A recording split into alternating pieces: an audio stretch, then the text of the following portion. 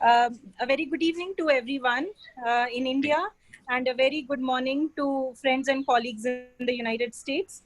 I am Simi Mehta, CEO and Editorial Director of Impact and Policy Research Institute, and I heartily welcome all of you to the fourth Web Policy Talk organized by Impact and Policy Research Institute. We are very happy and delighted that University of Idaho is joining us in association to organize this webinar. This international webinar is actually curated in the wake of the unfortunate murder of Mr. George Floyd on grounds that he was an African American. While racism and racist attacks are not new in the United States and also in the world, around the world, but the present incident seems to have shaken the entire world. There has been peaceful and non-violent protests across the United States, almost reaching the thresholds of the White House and across the university campuses. In India, racism has been ingrained in the Varnashram of Hinduism, which considered the scheduled castes as outcasts. It was only after the long-drawn movement by Baba Saheb Bhimrao Ambedkar and Mahatma Gandhi and several others that finally untouchability was made a criminal offense according to the Constitution of India. Martin Luther King had said, "Injustice anywhere is a threat to justice everywhere." So on these lines, the questions that arises is, what will be the implications of Black Lives Matter movement? Will the stirring up of the souls yield to some substantial changes throughout the processes of those skeptic of this movement? When the vicious remarks of world leaders like Donald Trump himself, when he says that when the looting begins, the shooting begins. So when these are made consciously, what does it entail, especially when it is an election year in the United States? And in fact, the United States has the largest number of coronavirus cases in the world. So given these few questions at the outset, to discuss these very topical issues of enormous relevance, we have with us Mr. Martin Macwan from India. Mr. Macwan is a well-known human rights activist.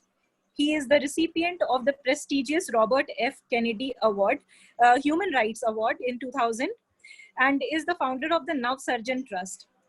He has continuously argued that the caste system violates the Universal Declaration of Human Rights and has struggled for an international attention to the continued discrimination against Dalits. We are also joined by Dr. Sidney Freeman Jr. From the US. He is an associate professor of adult organizational learning and leadership, and he is also a former national Holmes scholar. His research basically investigates the future of minority institutions, faculty career cycle, and higher education as a field of study. He has written extensively about Black issues in the United States. We are also joined by Dr. Nitin, who is a faculty of economics at Savitribai, Phule, Pune University. Dr. Tagade is the discussant for the panel today, and I heartily welcome all the panelists and all the attendees and the participants for this very important conversation. Yes. So, Dr. Sidney Freeman, if you would like to begin. Yes, I want to say thank you. Yes. Thank you very much for joining us. Yes, thank you, Dr. Mehta, for so much for you and your team inviting me to be a part of this most important panel. It's been tough for many African Americans or Blacks over the last few weeks, given the horrendous death of Mr. Floyd. One of the major challenges that we face here in the United States is that we're not treated as equal. knowing some of our history here in the United States, we were brought over to the United States as slaves, as chattel. And so for close to 350 years, we were not considered full citizens here in the country. And even within the last 50 years, even with that, there have been barriers put in place in relationship to housing, fairness around whether we would get fair jobs, also around health disparities, all these different areas. Even though we don't have an explicit caste system, there is a caste system in place. And because we were brought here to be workers, free labor, it's almost as if the country feels that if we're not providing free labor, then why are we here? We were not here to be equal citizens. And so you'll see all these disparities that are constantly showing themselves. But what's been interesting in this most recent situation is that off of the coronavirus, where everyone was home, everyone was watching the news all the time. Generally, people are at work, people are doing different things, and they are not able necessarily to see kind of the viciousness that goes on, but people were stuck to the news, and they were able to visibly really see the viciousness of that killing. For 8 minutes and 46 seconds, a police officer had his knee on that man's neck. And so to see that, and then other officers just stand around, it pricked at the conscience of people. And I think that a lot of things will be changing, not only as it relates to police, but in higher education and other sectors. Thank you.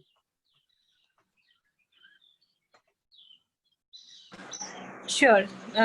Thank you, Dr. Freeman, for your initial remarks. We'll get back to you with a few discussion points just after Mr. Martin Macwan has made his remarks. Mr. Martin Macwan, a very good evening to you. I welcome you. Good evening, sir. Sir, I have the floor open for you now. Well, thank you. Thank you for inviting me on this. And sorry that because of me, you had to change timings. But I was on a workshop, sir, and I just finished and rushed into this thing.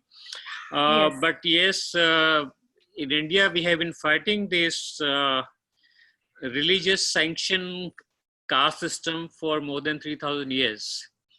And the manifestation definitely is, the first thing is the violence. And on average, there are about 1,100 murders and about 3,000 rape on the Dalit women each year. And of course, I mean, whoever saw the live death of George Floyd, I mean, it was beyond controlling emotions, right? Why it is hurting? Because this is in the United States of America, which is supposed to be one of the most so-called, developed nation. But the same story is in India also, right? And amidst all the tall claims of development, we see that after 74 years of Indian independence, where it was visualized that our fight against the slavery has come to an end, unfortunately, this slavery continues, right? So apart from the caste-based violence, which I spoke, the biggest thing what we fight is called the untouchability, where people believe that if you touch somebody, then you become impure. And Navsarjan, my organization, which conducted one of the biggest study, definitely in collaboration with some of the US scholars, not a small study, 1,569 villages, and 98,000 respondents. Yes, and we examined 98 forms of discrimination or forms of untouchability. And you can see that let me, if I can put into nutshell, maybe 3 or 4 findings. But most Dalits who practice Hinduism, and yet in 90.3% villages, they cannot enter the temples. In political institutions, we have the system of what we call the positive discrimination or the reservations. There sits reserved for the Dalits right from the local self-government to the parliament. But in 64% of these political institutions in the villages, while other people will be sitting on the chair, Dalits will be made to sit on the floor, or there'll be separate water cups for them, and many other forms of discrimination. In 54% of the government schools, in the midday meal, which is a state program to provide meal, a lunch to the students, there are separate queues for Dalit children. Yes. Now, this study is basically in the state of Gujarat, from where the from where the Prime Minister of India comes from. This is the state where Gandhi was born. Was the state which was the center of the independence movement, and supposed to be the model state of the whole India, right? So, I mean, I've been into this field for now 40 years. Started at the age of 20. Been constantly fighting. You know, we have a large community-based organization, and there are several other organizations we have set up. But the biggest problem is denial. So you ask people and they say, no, there's no untouchability in India, right? I mean, there's the best thing you can do, you know, which does not require any big research. And I remember, you know, when I was leading the whole Indian delegation to the World Conference Against Racism during the Conference Against Racism held in Durban in 2002. And the Indian government said, we don't have untouchability in India. And then when I produced all the reports and everything, then they changed the stand and they said, well, this is an internal matter of India, right? And our argument is this: whenever there is a human right violation, there is nothing called internal. Yes. Dr. Ambedkar and Dr. W.D.B. Boyce had a very close correspondence as to how to fight together on the whole question of caste and race. India invited Dr. Martin Luther King to visit India and learn from the non-violent methods of resistance. We did fight and support the anti-apartheid struggle in South Africa. So there is nothing internal, you know. I mean, if there's a globalization of the market, I don't understand why can't be any globalization of the human rights, right? But this is the struggle, and Dr. George Floyd, Mr. George Floyd's murder reminds us again that people from the whole world has to work again to come together and raise their voices. Whatever is happening in the streets of the US, to us, it's a big inspiration. You know, how people have come fearlessly in spite of the fact that there's a military presence and the threats of the more repercussions. And we have taken up a program here. We have drafted an open letter to Donald Trump and denounced his policies on the whole question of promoting racism and drawing a parity between race and caste in India. And on the 10th, we have appealed to people to light a lamp in the memory of George Floyd. And I think there are several 100,000 families will be lighting a lamp throughout India. So I think it reminds us that in spite of all the litigations and, you know, based of the legal laws that we have in place, this is what the violation that we face every day, right? And as I said earlier, it's not only violence and untouchability. There's a question of labor, there's the question of land alienation, primary education, the pathetic condition of the women. People will say there is untouchability when they want to rape women, there is no untouchability. Yes. It's a very, very deeply ingrained systemic issues. And I think, you know, it'll be a problem if every country says that people have to fight on their own in their own country. No, I think strategically all countries must come together And well, that's what I would say. I hope it's not too long a remark. Sure. Thank you, sir. It's really unfortunate that while on the one hand, both our constitutions, the American Constitution and the Indian Constitution, guarantees the right to equality. And in fact, the first few lines of the American Constitution says that all men are created equal. And despite the civil rights legislations and all the legislations that has happened in both countries, we still are faced with flagrant violation of human rights, as you have mentioned. So, this is to both the panelists. There are people who say that we identify and we recognize the contribution of the blacks in the US and of the Dalits in India towards the development of their respective countries. Yet when peaceful protests like these, which is happening today in the United States, that the people then say that it is a politics of hate that they are actually supporting, and it is a politics of viciousness that they are supporting, especially when recently in a case where the senator in the US has rejected to put forth the anti-lynching bill in the Congress. So your thoughts on these, the politics of hate, when people support these movements and they contribute and they participate in such movements, and they are called anti-developmentalists or such. They are given such names. So your views, Dr. Freeman, can we start from you?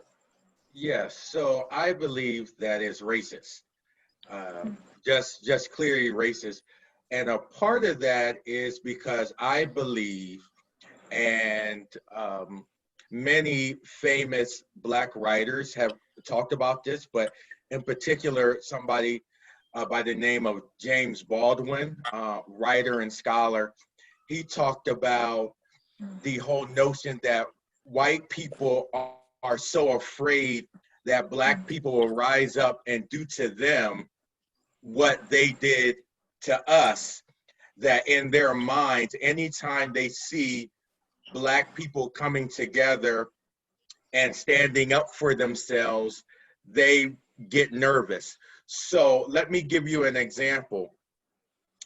If you see five in the United States, generally, if you see 5 men, Black men, together in one place, a lot of times white people get nervous. They're saying, what are they congregating for? What are they doing? This is just on a this is in maybe in a regular building, on a street, whatever the case may be. So in relationship even to, you were talking about Senator Paul Ryan is the senator that blocked the anti-lynching bill. One of the things that's really important is to understand is that he is what we call a libertarian. A libertarian is someone that is not necessarily considered far right as some of the racist, what we would consider, far extreme racist, but he's not considered progressive or liberal.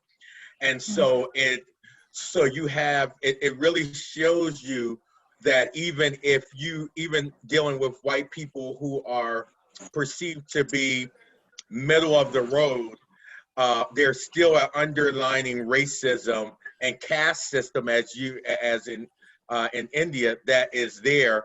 It's less explicit, but it's still there. I only understood that Black people, I fully understood that Black people were a colonized people in the United States until I went to Israel last year. And when I went to Israel, I got an opportunity to go to Palestine, right, and interact with the people. And I said, oh, it clicked to me. I said, oh, this is what's happening in America. We just don't have police officers with rifles that are walking around. but the same type of force is there when we're over-policed within our communities. So I believe that it's really this, there is this fear from white people that Black people will rise up and do to them what they did to us, that kind of undergirds this kind of fear. Sure.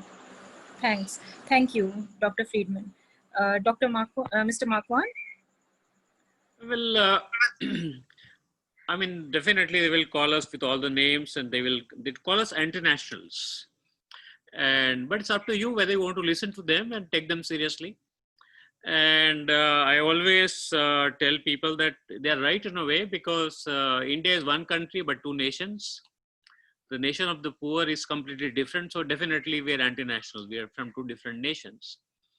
But this is what we have to see, that how the question of identity has been used to disallow or suppress discussion on the human rights, right? And I mean, in India, we have a big challenge right now. There are about 12 human rights activists who are in the prison. So the people who fight for the very cause of the human rights are pushed in behind the bars without any direct evidence against them, right? Including Dr. Teltumbde and many others. So yes, it's a big fight. It's a big fight, but we have to also remember that there is a very close cooperation between the heads of the different nations. You know, so between Mr. Trump and the Prime Minister of India. Trump was invited to India for a very big program, and about 100,000 people were gathered, yes, to say hello and namaste to Mr. Trump. And people were ferried to the place of the assembly and everything. But during the lockdown, thousands of people who had to walk on the foot to reach their states, these buses were not there, right?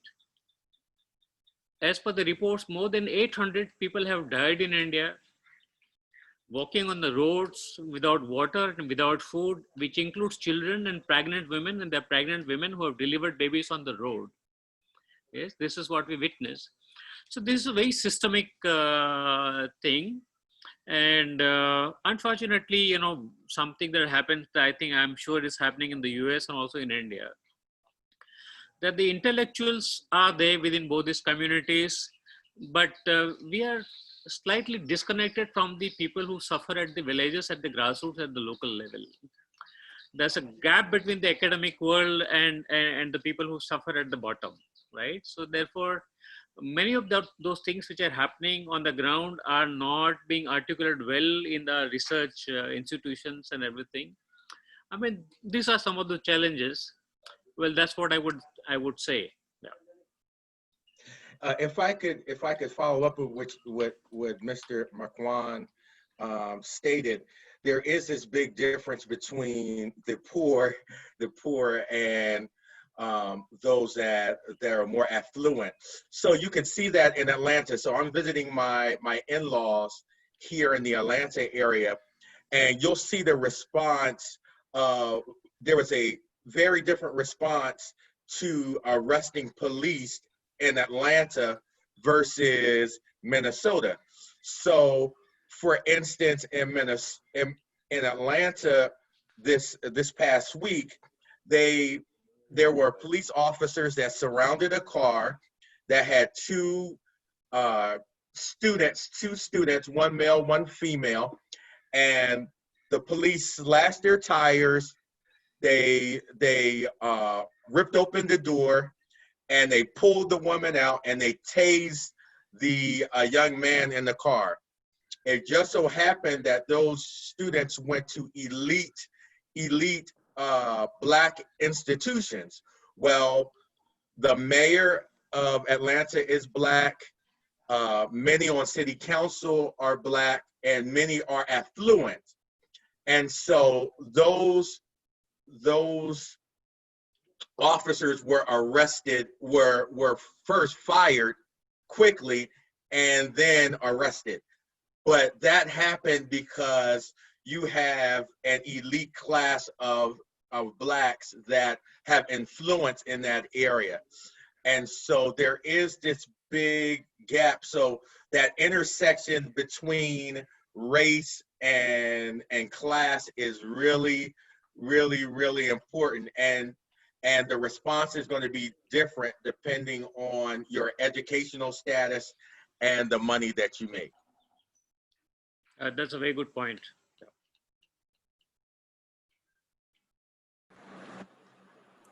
Simi is having some problems connecting. Yes.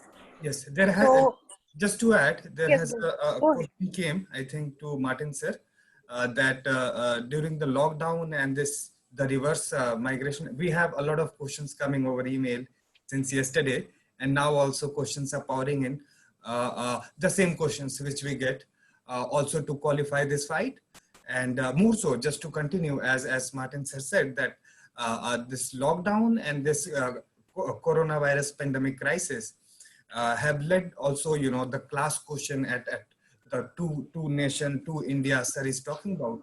So this question is from Anupam Yadav, and he's asking that since the initial days of COVID-19 lockdown in India, we witnessed a massive migration crisis of poor and laborers. Do you think it reflects only the class crisis? Only, or there exist also underlying caste fault lines crisis below the surface? I think if we quickly just go over that how India the socioeconomic facets of India is class just a matter of fact, or is the underlying caste and other factors also coming? Martin sir, if yes.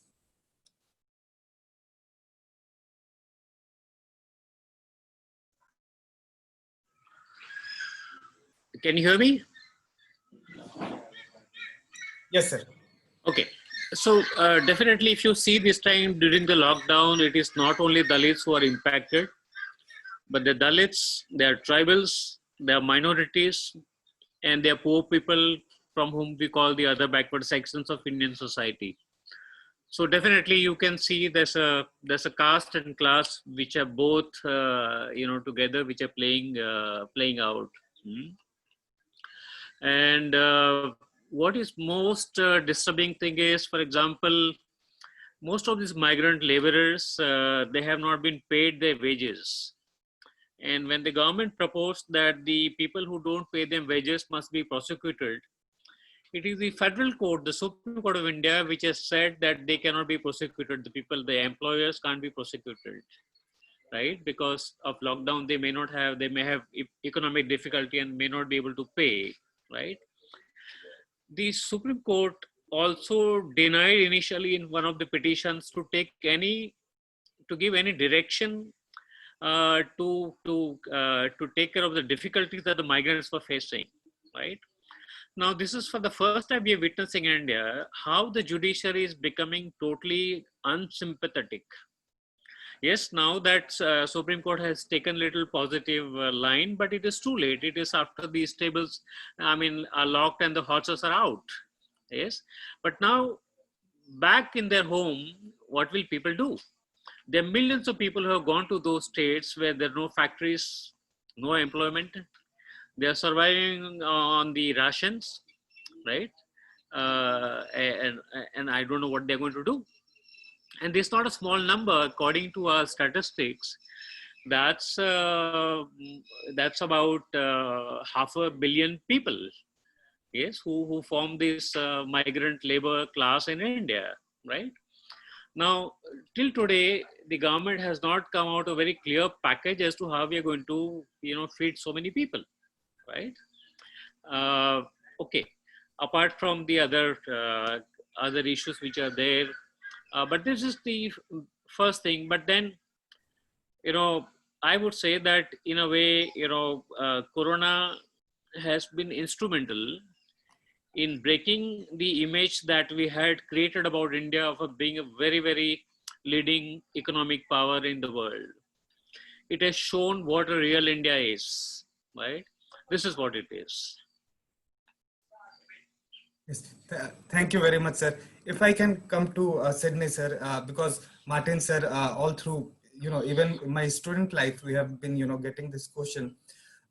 So this question is to Dr. Sydney, that many a times it is portrayed that blacks fashion their identity and their inferiority every time. So is it that it is, the blacks are showing, like Dalits in India, that they are inferior all the time and making it like a fashion, and that is not the reality, if you can touch upon? So could you say that one more time? I'm making sure you when I answer, tell me if I'm actually addressing the question that you're asking. So yes, should I reframe the question?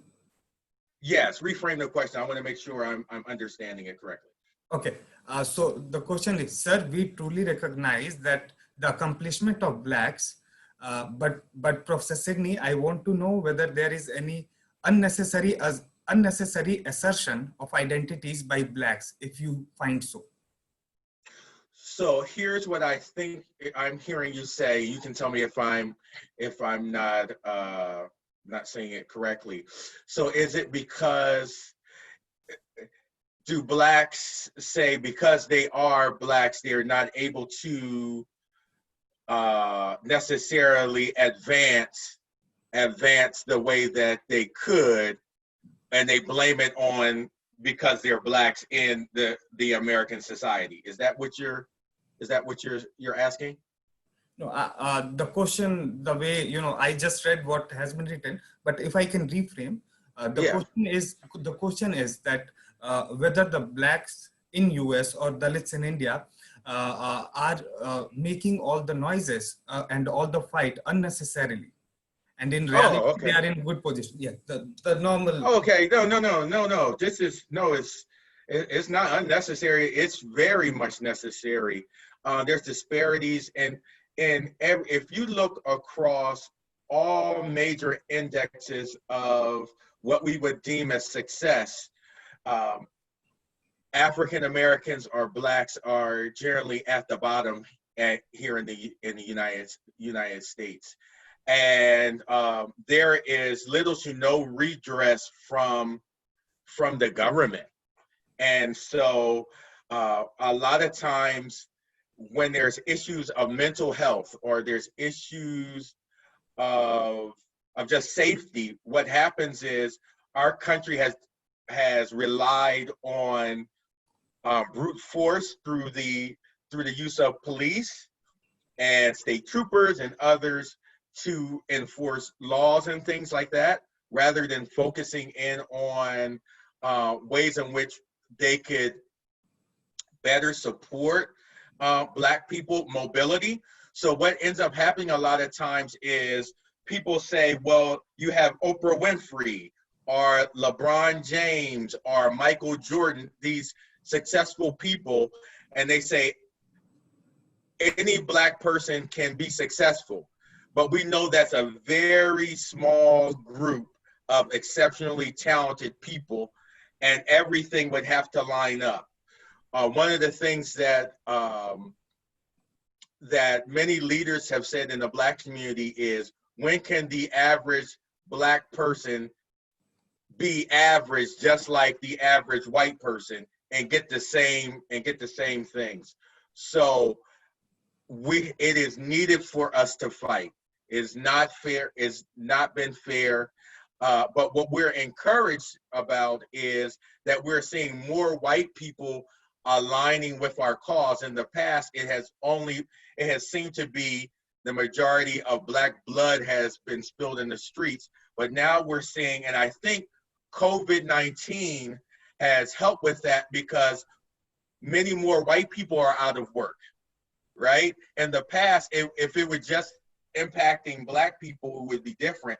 But people are saying, oh, poor whites are in the same position as poor Blacks, right? And on one thing, I wanted to speak to what Mr. Macwan talked a little bit about, as far as being poor in class and dealing with class. Because my area is education, one of the things I'm really thinking about is the whole issue of going back to school, physically going back to school. There are a lot of, when you're talking about the legal system, Mr. McWayne, the legal system, you're having college and university presidents going to the government and going to the legal system asking if they would not be sued, that they're asking for things to be set up so that they would not be sued if students get coronavirus when they come back to campus, right? So essentially students are putting themselves, will be putting themselves at risk being in large groups on a campus, and that the student would incur all the risk and not the institution. And so the same thing with student loans. Many of us are burdened down with student loans, students in higher education. And so what these kinds of things have done is kind of leveled the playing field in the sense that it's not just Black people are hurting, but you're having other groups of people hurting. And so there is kind of a sense that we need to work with one another, coalesce with one another to make change. Great. Thank you. Thank you, Dr. Sidney. Martin, sir, if we can quickly come and, cover these topics for India. We are progressing towards, new India. We have grand plans for, doubling farmers' income and whatnot. How would you like to tell this new India, especially the young India, that this fight is important and India can truly progress if we have equality in place, also liberty in place? Please, sir. Especially to the younger crowd. Yes. Your mic, sir. Your mic is, sir, your mic. Yes, yes. Yeah. Well, number one is definitely, because they're young scholars who are listening to the whole thing, they're young students. I think there's, one critical role people can play is check and double check the figures which are presented by the government on the claims of the development. Yes. So you will see that when there's a national budget happening, presented, the kind of figures and allocations they will make, there's so many millions of rupees will be, spent on education, on the hostels and so and so. You'll find that at the end of the year, most of the money is not spent actually, right? And there's very little accountability which is happening on these issues. So I think definitely we have to check on these claims of the government. Number two is that we face another problem right now. I think not only in India but other places also, that there is a problem about the neutrality of the press. The media houses are also politicized in number of occasions. And therefore, again, you find minority of the journalists who actually will come out with reports which are true reports, and they'll be persecuted. There'll be cases filed against them, right? So that's an additional challenge that we have. Now, but I have a lot of hope that the social media is playing a very important role in reaching the realities to the masses. Right, and the young people, this is what they can do responsibly, engage into this. We were in our college days, in our youth. Every week we used to stay in the community for 3 days and 3 nights. And that's how we understood the whole community. Unfortunately, that is not happening. But there's another thing which I think I want to highlight is the growing level of urbanization. Yes. So 3 decades earlier, in India, you had the urbanization which was about 20-25%. Now it is nearly touching 46%, right? And therefore, people who don't find employment, they are forced to migrate. And one of the reasons why people are migrating is that the employers don't want to pay minimum wages as per the law, right? So they actually don't employ the local people, because they know that if they employ the local people, they are in a position to be organized, and therefore there's a policy not to employ them, and therefore ultimately everybody in India is end up migrating, right? And if you see, one of the things which is happening among the coronavirus lockdown, that many governments have come and said that they want to further reduce the scope of the labor laws. I mean, this was the very skinny protection that was available to the labor class is also being taken away. So these are some of the challenges which are there. Yeah. Sir, just to add, as a researcher and as an economist, and also on behalf of all the young researchers, we just wanted to ask that since there has been, such impediments pertaining to data, then how, to come out with evidence and facts, especially pertaining to inequality, exclusion, discrimination, not from, from Black or Dalit per se, but also from women and from different, across different sections of society, because when the aggregate data is not reliable and there is so much of debate, so do you think that is also, not enabling the agenda and not enabling us to present those data with facts so that this fight can be also strengthened and improved? Yes. Well, I would say one thing is there that if we look, maybe 70, 80 years back, I wonder how people like Dr. Ambedkar or Jyotiba Phule would be dealing with the whole subject in absence of any institutions and train human resources, right? And yet they came out with solid data, solid argument, right? Because they're committed people. I think this is what we expect from the younger generation, to be more committed to the social issues. Yeah. And because I let's not get into, larger data-based studies, but definitely local data can be collected, local case studies can be compiled, and that becomes a very, very critical evidence, right, to build a larger picture. If there are small pieces coming together, actually is a question of how do you strategize, right?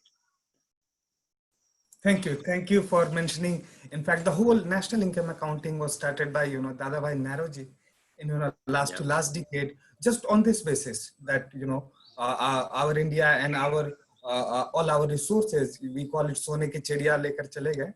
And but just coming back to the issues at hand, what has been also been highlighted in US, and that has been also the issue in India, and this is related with the police reforms and what the police is doing. In US, we all are watching videos that there has been counter protests, and people are saying that all lives matter. It's not just that Black lives matter or Dalit lives matter. All lives matter. Dr. Sidney, if you can touch upon, we know the pros and cons of the argument, but we would like to have both the panels view on that, and also touching on the law and order reform issue, that how it can be done. And now globally, in fact, I was watching in London, in Paris, in every nook and corner of the world, the issues of police reforms, and there has been a lot of question coming on how we can fight it, these different issues. I'll come on that, but yes, on the point that why Black life matters, Dalit lives matter, and all life matters. This conundrum, if both the panelists can touch upon. Yes, to you, Dr. Simi. Yes, so many Blacks push back on the notion of all lives matter. We say that because what we have found has been that many times messages that were targeted to deal with the Black community can be co-opted and be used by the white community to shift the narrative to things that have nothing to do with helping Black people. And so although we understand that all lives matter, at this point, we're talking about Black lives. However, we recognize that there are other communities that have been adversely affected, and what my argument has been recently is that we need to target and support specific communities based on their needs. There has been this notion of diversity, using terms like diversity and inclusion, and those terms are so broad that what ends up happening is we end up centering the issues in the United States, we end up centering issues that impact white people rather than really focusing in on issues that are needs of Black people. So another thing that many people in the Black Lives Matter community are pushing for is this idea of defunding the police, right? Defunding the military, because there is so much money that is given to both the police force and the military that can be used for other social services. So instead of hiring more police, what if we provided people with more homes, more opportunities to have their own home? What if we provided opportunities for mental health? What if we provided opportunities for education? So when we say defund the police, we're not saying that we should not have any police. What we're saying is that we should not be funding the police, the military, and other kind of forces that will not necessarily help us build up society for those who are poor and those who have less access to resources. Thank you very much, Dr. Freeman. Martin sir, I'll come to you. Dr. Freeman raised this point, unity of diversity. We are also carrying the hashtag unity in diversity, hashtag Black Lives Matter, hashtag Dalit Lives Matter. So coming to this point again, in our context, we cannot defund the police. You know, our institutions are not that accountable. And we have seen during our lockdown days, especially marginalized people. And who are these people? In our earlier webinar, Dr. Nitin Tagade really raised this question on a study we did on city makers. And altogether, he raised the question that who are the city makers? What are, you know, the caste backgrounds? What are the socioeconomic realities? And also on these points, sir, Martin sir, if you can touch upon this. There's a very disturbing data which is there in India, which not many people talk about it. But if you take the whole example of Gujarat, the Dalit population is about 7%. But the people who are in jail are about 27%. 27% of all the people who are locked up behind the bars, they happen to be Dalits, right? And there's the same story in Assam, in other states also. So there is an overt focus on putting the Dalits behind the bars and then convicting them, right? If you look at the conviction rate in the special, in relation to special law, which we call the prevention of atrocities, that at conviction rate is below 5%. So far as the police reforms are concerned, I mean, we saw that during the lockdown, the people who have been hit with the sticks, people who have been made to sit ups and downs on the roads and humiliated are the poor people, not the rich people. Yeah. And in India also, just like in any other places in the world, there have been 8 police commission reports. And these are as old as 20 years, but nothing has happened to that. Yes. Maybe something happens, we appoint a commission of inquiry, and then we forget about it. There are about 900 commissions going on in India, right? So you set up a commission, and then after 1 year, people forget about it. Nothing happens to those commissions. But this is a very important thing, draws an important line, that our popular notion is that there is a state which will look after the justice and deliver justice has to be re-examined. And therefore the civil society alertness and taking responsibility for justice becomes a very important point. So you have to create people, you have to train people who will, be vigilant and who will raise these issues and create more responsible civil action. I won't leave everything on the state, right? Because that is the state where we have come to after so many years of experience, right? And I mean, that's what we do. I mean, that our experience is that wherever we have organized communities, we have got land for them, we have got wages for them. It has taken years of struggle, but if we did not do it, the state won't do it. Yes, I mean, during independence, we did one of the most successful land reform legislations. The Swedish Nobel laureate like Gunnar Myrdal said, these are the most revolutionary legislations happening in the world. But if you look at the implementation of those land reforms, how much land has been actually redistributed to the landless who are tribals and Dalits, they're marginal, right? Because ultimately, if you don't have a very strong civil society within the depressed communities, or you don't have a very watchful eyes, the law itself does not work, right? And that's why you have to keep awake, right? And as Buddha had said 2,500 years ago, keep your eyes open and watch your steps and look forward. Yes, I think this is what we have to do, and I think this responsibility definitely falls on the younger generation who are educated to be more responsible and to look at those issues. Right. More questions pouring in, many questions. Very interesting, evidence being highlighted by Martin sir. And the US corresponding figures, I was just listening to a podcast by The Economist.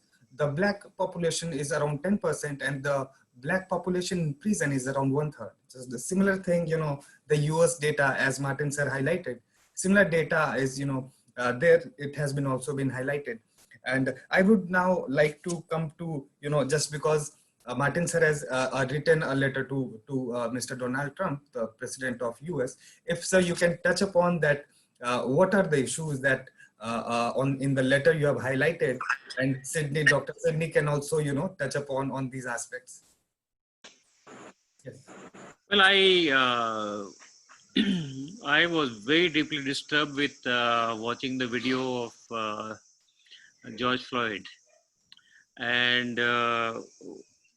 what I remember very clearly is that here, I mean, number one, they're not only blacks people on the streets, they're white, they're Asian, they're all colored people. You find some of the good police officers also, who will be marching with the people along with it, right? But there is a president of United States who, instead of, talking a very balanced language, wants to say, threaten people with more military power, right? And undermining the civil society, right? As if arms are going to solve all the problems of the world, right? And this is what hit me very hard, that I belong to that city where Mr. Trump was invited for a major program. About 100,000 people were gathered by the government. Well, the government said we are not calling people, it is the civil societies who calling the people, but so far nobody knows who paid for the travel expenses of 100,000 people gathering there. But why, the point I've raised in the letter is, when Mr. Trump came and he was going to visit Gandhi Ashram, where Gandhi ran the whole movement from, exactly opposite, maybe 50 meters opposite Gandhi Ashram, there's a slum colony. And so that we don't show how poor India is, a wall was constructed overnight. So Mr. Trump cannot see the poor people on the other side, right? Now that wall hit me. Yes, this is what we do in the name of so-called development. We use state resources to hide poverty and to cover up, right? And so I said, here, this is the man we are inviting here, right? And look what he's doing back in his own country, right? And so the collaboration between the political leaders, of the world, so-called world powers, right, is something that we have to expose, and we have to show them in the real light. And that's the reason why I wrote a letter to Donald Trump, and drawing a parity between the Dalits and the blacks, and the responses, irresponsible responses that the state leaders have, right? And we have done this letter, translated into different languages, so more people can read it. We have done a poster, beautiful poster, which is also in several languages. So the same message which was used as Namaste Trump, we have broken every word and given a new meaning to it. You must have seen the posters. I'm not going into details of the whole thing. Well, many people say that, oh no, why are you doing this? Taking fight with the this thing, but that's our religion. Yeah, that's what our mission is, right? We cannot. I mean, we are not born to be slaves. We are born free people, right? And no power on the earth can enslave us, right? Only thing you have to speak up. I'm also disturbed because there is a sense of fear among a lot of people, and they don't want to speak up, right? And I see that the poor people have less fear. Sometimes it is the rich within, and the more educated, they're more afraid, right? And which should be the other way around, right? But I think these are the concerns. But definitely somebody had to take an initiative. So we are getting a very good response. I mean, we're getting signatories from the villages, common people writing letters saying, put my name as signatory to the letter. I am in the workshop from the whole day in the morning, but I think we have crossed more than 1,000 signatures by now, and signatures are pouring in, right? And people are saying, yes, we have to speak up, right? So that's what I would say. Yes, so very rightly said that this is our religion. And thank you so much from Impact and Policy Research Institute, and also from University of Idaho, that you showed us this light, and we are having this event talking openly about it as the whole world is. Dr. Sidney, I'll come to what Mr. Martin has written, and what for strengthening both the democracies, America and India. The initiative, how the situation are very tough. We also have many questions that, people are being put behind the bars and there is violence. I would also, just like to add one question which has come, that there has been, violence, murder, and now there is also case that, these protests are also becoming violent. There has been, allegation, and that point Martin sir also raised, that why you are, getting into it, and rightly so he mentioned that, raising this question to also, your head of state, and, changing the Namaste Trump narrative. How do you take the stand which Mr. Martin Macwan is raising from the land of India, supporting your cause, our cause, and the point of violence associated with this? Dr. Simi Freeman, please. Yes, so I'm always, in this context, I'm always nervous about when I hear Black people, Black leaders who are in the elite class say, we're marching for peace, peace, peace. They're talking about peace because they have resources. They are in a great position. And so they don't want to rock the boat, right? And so they want to signal to white people that they are the good Black folk, right? Black people. We're not going to destroy things. We're educated, those kinds of things. But the only reason those officers got charged and are arrested was because it became violent. When it was not violent, those people were able, those officers were not arrested, right? And so I think there's this balance of I'm not necessarily advocating for violence. I am saying, though, that there are a mixture of tools that are used to move a movement forward. And so I like what Mr. Martin has done as far as holding our leaders accountable, not just in our own country, but around the world. We have to think globally. So what's happening, and it's so interesting, and why I brought up Palestine, traveling to Israel and Palestine last year, is because it opened my mind to comparison. Oh, the things that are going on in Palestine are the same things that are going on in the South in the United States, are the same things that are happening in India. And so I think these conversations are so important, because now I can begin to say, okay, these are the things that are happening to the Dalits. What are things that we can do, we can learn from the movement that is going on in India, that Black Americans can learn. And I'm seeing that the work that we're doing is inspiring the work that's going on in India. So that's what I would share. Thank you. Thank you, Dr. Sidney Freeman. And we invite you to India. Please come India. And mutual learning is something, yes, which will drive us towards, knowledge. Now, we would like to, wrap up also. So last few questions, and these are very general questions. A lot of, faculties across India, I would say, are coming up with a very good question. So one of the question is, academia has so much power to create consciousness among people through history and other evidences, through curriculum, and importance of Black Panthers or atrocities against Dalit in India, and other things, a lot of, very, very big chat messages we have got. And there is also the point of ignorance and, things, business as usual, that after, 2, 3, 5, 10 days, there will be business as usual, especially in intelligentsia. So how we can change this, or what can be the contribution from academia, research, and activists, that the fight is sustained until the goal and rights and justice is reached.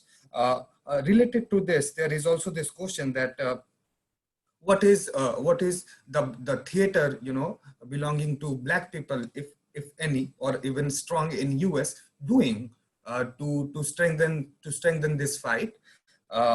You can also, not just theater, but also other forms of expression. What is going on in US, because in India, we are pretty strong, where various part, we really promote art, culture, especially to, fight this menace. And lastly, this question that how to move ahead. A lot of this question has been posed from a lot of Indian scholars to Martin sir, that since the fight is so tough, it's so scary, that one has to, go to prison, and there is also isolation imposed to them, and so many, judicial boycott of a sense even in our academic institution, exploitation. So this question also, Martin said, that how do we move ahead from a situation like this now? And what should be the driving force, apart from, the teaching of Ambedkar, Dr. King, what should be the essence and light for us at intellectuals, academia, those, in the expression, entertainment, and also student and younger generation at large. So Martin sir, and then Dr. Sidney Freeman. Yes. Thank you. Well, murders do not happen every day, but the discrimination happens every day. It continues. Yes. And that's why the fight has to continue.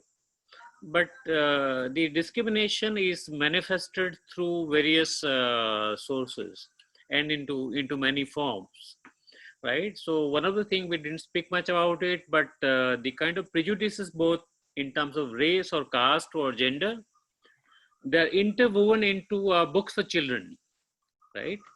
And therefore, we have to create a pedagogy where we create books for children which are free of prejudices. We have to look at the whole question of the self-employment. I mean, here in Gujarat, one of the center which I have set up here, which is called the Dalit Shakti Kendra, it's a vocational school, you know, where the young men and women come and they stay here on the campus for 2 months, learn an activity, economic empowerment activity, which gives them self-employment, along with the life skills and the social political awareness. In last about 18 years, we have trained more than 10,500 students, right? Now, so, and these people go back to their villages and they help the community people to rise. They go to the government primary schools and make sure that children are not being discriminated. Because, you know, we have to remember that because the discrimination is a systemic issue, no individuals can fight it.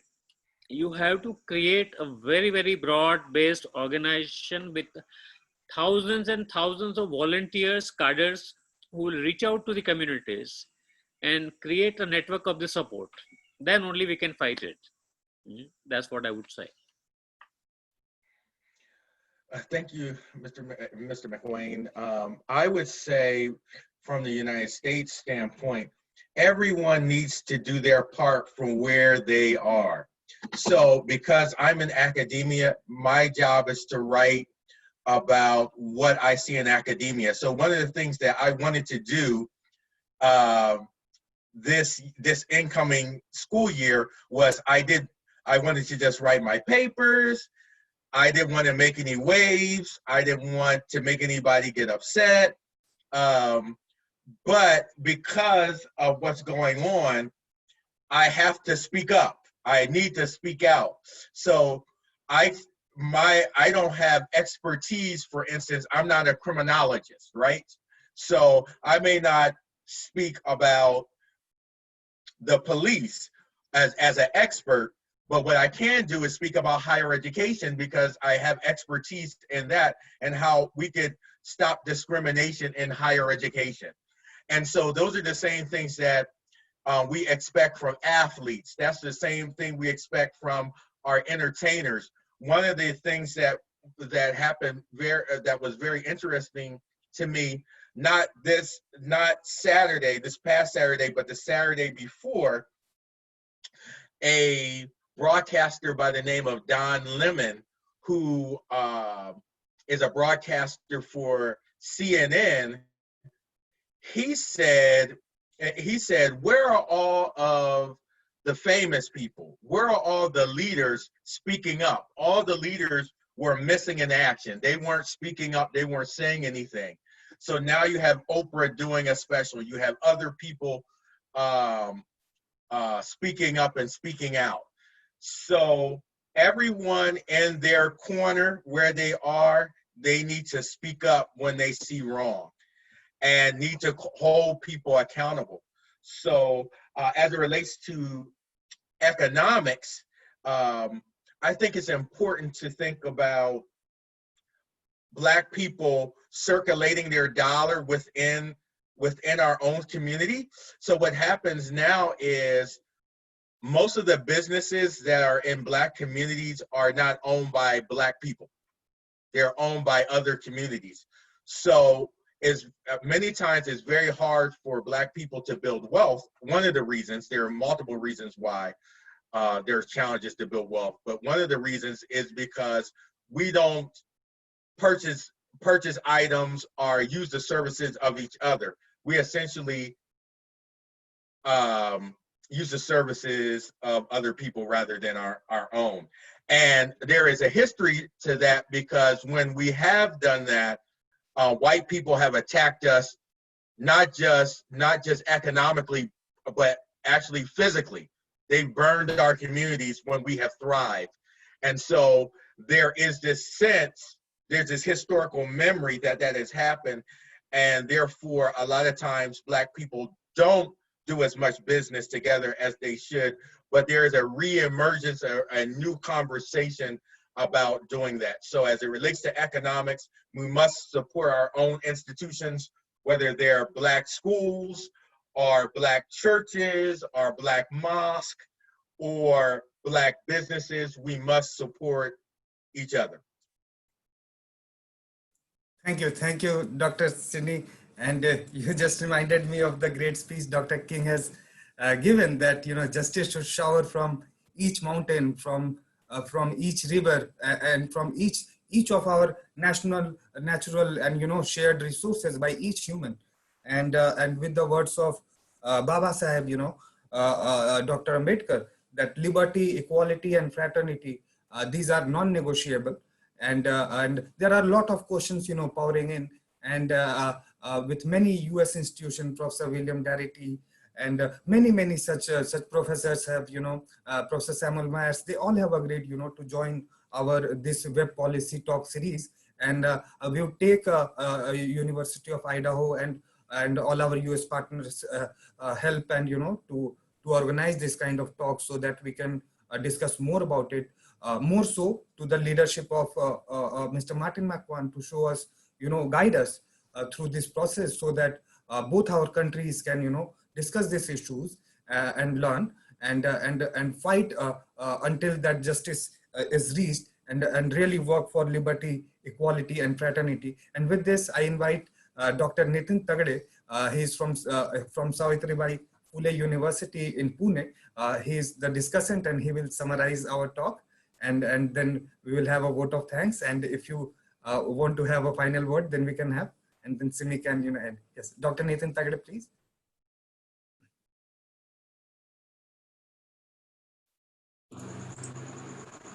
Sir, your mic, sir. Dr. Tagade, yeah. Nathan, sir, yes. Your mic is on mute, sir. Yeah. Thank you. Thank you very much, Arjun and Simi. I really thank you for inviting me here for this very important discussion with Martin sir and Dr. Sidney.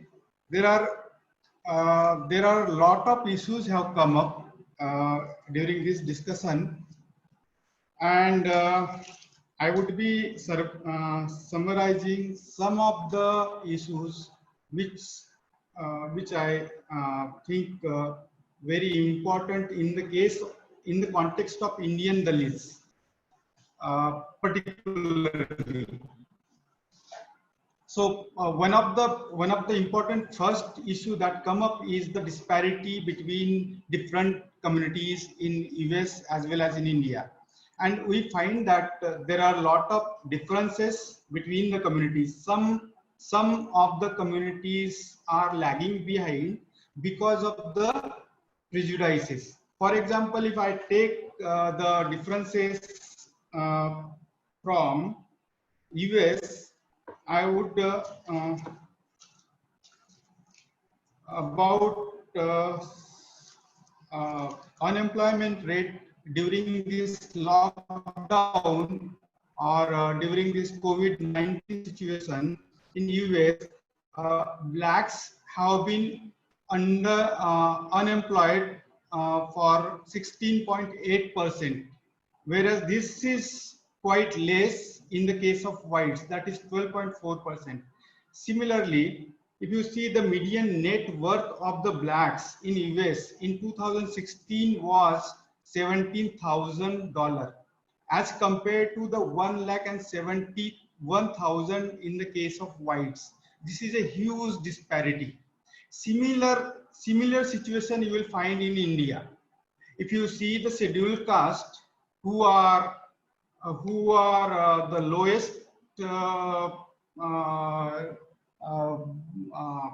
category in the caste system, where each one the other categories having the highest status as compared to the scheduled caste. While comparing the scheduled caste and upper caste in India, you will find that about 29% of the scheduled caste are poor as compared to only 12% of the high caste. If you see the wealth ownership or asset ownership, as compared to their population, scheduled caste are having only 8% of the total wealth in India, while they comprise 20%, as Martin Bhai has already mentioned that. But in the case of the upper caste, they are holding about 48%. This is a huge disparity. Not only the ownership, but if you go by the jobs or employment situation, you will find that most of the scheduled caste and scheduled tribes are engaged in the low paid jobs. And same might be the case in the in US also in the case of the blacks. So what happens? Basically, they have the less ownership, less income, and less education. It is because of the prejudices against the scheduled caste or scheduled caste communities by the upper caste. Here in India, there is not only one group is upper caste. There are different castes are there, and each caste is low. At the same time, it is upper, higher caste. For example, scheduled caste is the lowest caste, lowest category of the caste. Above that, there is a other backward caste, and they are lowest than the upper caste. Within this upper caste, there are different groups are there, like Vaishyas are there, business communities is there, then fighter communities is there, and then Brahmin community, that is those who take the education and give the education. That community is there. So each one is lowest than other one, as well as at the same time they are highest than the other one. So you will find that there is no collaboration between or no solidarity between castes in India or groups in India, categories in India. But you are in US, at least in US, there are people from the white groups also. They have supported the, this particular fight against the discrimination against the blacks. So this is lacking in India. Now coming back to the in India also there are cases where the public have asserted very profoundly. For example, in the case of the Rohit Vemula, he was a student of Hyderabad Central University, and because of the discrimination, he has to do the suicide. And there was a lot of assertion from the Dalit communities, particularly the Ambedkarite communities, who have fought against that situation. But still, there is no justice for that. So this particular, in Indian case, this caste system has, you will find that there is a discrimination because of hierarchical inequality within this caste system and the division of laborers. So you will find that, as Martin Bhai said, that discrimination happens every day, and it is true in Indian case, and you will find that discrimination happens in the economic sphere, social sphere, political sphere, and civic sphere. For example, in job or employment in economic sphere, the scheduled caste do not get either job at of his capability, and in the case of social sphere, you will find that there are a lot of discrimination and untouchability. Still in India, we find that there is a discrimination as well as untouchability exists.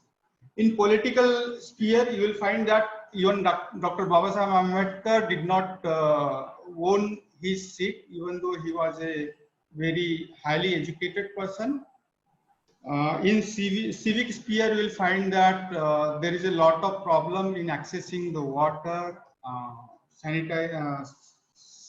sanitization, and all these things. So during now, this is the situation in India, and because of the COVID-19, the Indian government has adopted this lockdown situation, and you will find that the situation of the scheduled caste has become more worse as they are more engaged in the low-paid jobs, and they are not they do not have the social security benefits, and most of them have lost their job. For example, India was actually was in trouble since 2016 onward, and the unemployment rate was increasing very high. In 2017-18, the unemployment rate was 6%, which increased from 3% in 2011-12. And during the lockdown period, it has increased to 26%. And within this, if you see, within this, there are highest proportion of unemployment will be among the scheduled caste and scheduled tribes. So same case is in the case of during this situation. And second thing is that the police department, we were talking about this issue also, and there was a survey by CSDS in 2016, and they found that the police personnel, about 50% of the police personnel think that the scheduled caste, Muslims, and scheduled tribes are more prone to crime. And you will find that about 173 cases have been filed against the police during the first week of the lockdown. And in that case, 23 case deaths were occurred. So this is the situation in India. So now the unemployment has increased, and you might have heard that there is a return migration to the rural areas. Now, what will happen to this? If you see that the laborers are migrating back to the rural area, so the density of the population in the rural area will increase. Similarly, the labor force will also increase. Secondly, the demand for the work will increase in the rural areas. As a result, the wages will go down, and there will be tussle between the different communities to get the jobs and better remunerations. And probably, I guess that in near future, there will be more atrocities against the scheduled castes, because these scheduled castes do not have the productive assets. Second thing is that in urban areas, So your connection is your connection is pretty weak, so the voice is coming and going. Okay. Thank you very much, Simi. Yes. Thank you, Dr. Nitin, for providing a very wonderful picture of the status of what the scheduled castes in India is with respect to the various economic indicators. And we are going to take this discussion forward, and I also invite Dr. Sydney in the next. Of course, we'll be informing you about the seminar, about the webinar much way in advance, where we'll be having more discussants. And because we have continuously we are getting questions after questions, and people, it is very evident that people are really interested in finding the best way forward and having an optimism, because there is a lot of pessimism that is going on around the world, and if there is a solidarity, if there is a unity in this diversity, I'm sure it needs to be brought out, and it needs to be told to the people so that they get some sort of a courage and motivation to move ahead. So on these lines, I would like to thank Dr. Nitin for wonderfully summarizing his points of views. And Dr. Sydney, thank you for joining early in the morning, this start of the week, and for at least, and also sincere thanks for joining at the last moment. You were able to join us. I really thank you, Mr. Martin Macwan. I know you had to leave for another meeting. Thank you very much for your wonderful points of views, and I'm sure the audience must have loved it. And of course, there are questions that are still coming on, and we'll be taking it in the next webinar on the same topic. Thank you very much, and thank you all for joining us. Have a wonderful week ahead, and thank you very much.